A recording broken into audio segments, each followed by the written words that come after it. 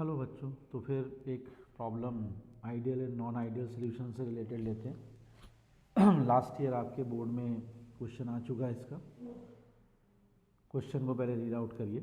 देखिए लिखा 1 mole of liquid A and 2 moles of liquid B makes a solution having a total vapor pressure 40 torr.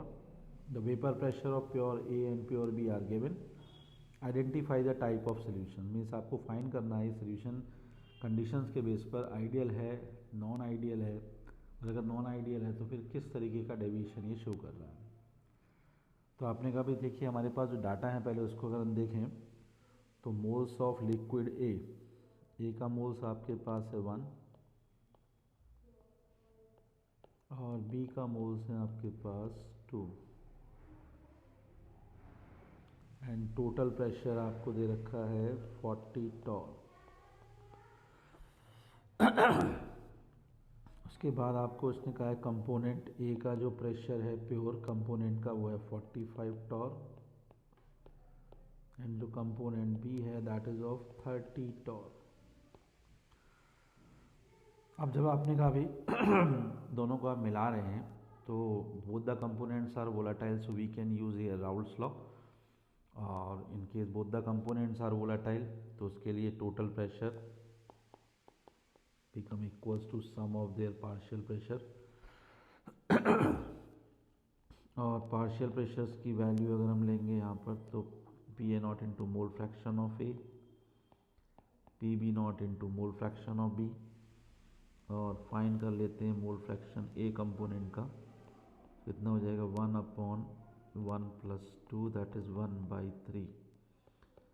B जो है वो property से fine कर लीजिए तो ये आ जाएगा 2/3, और इसको यहाँ पर रख देते हैं आप तो ये 45 और into 1/3 plus 30 into 2/3,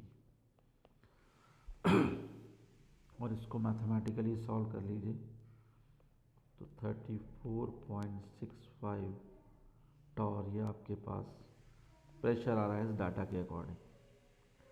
but as per the given condition जो आपके पास प्रेशर है वो कितना नज़र आ रहा है आपको क्वेश्चन के अकॉर्डिंग।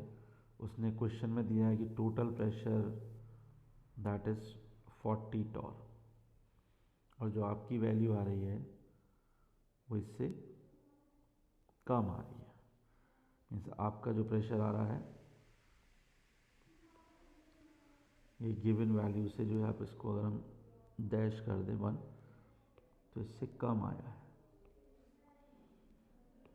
और इसका मीनिंग क्या है कि ये सोल्यूशन जो है 34.65 आपका वैल्यू है, और क्वेश्चन के हिसाब से 40 होना चाहिए था जो एक्सपेक्टेड था, तो आपकी वैल्यू तो कम रह गई, और वैल्यू कम रह गई इसका मतलब सोल्यूशन कैसा हो गया, non ideal.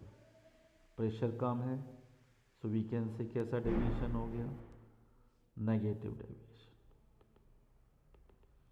Very interesting question for your examination as well as for competitive examination.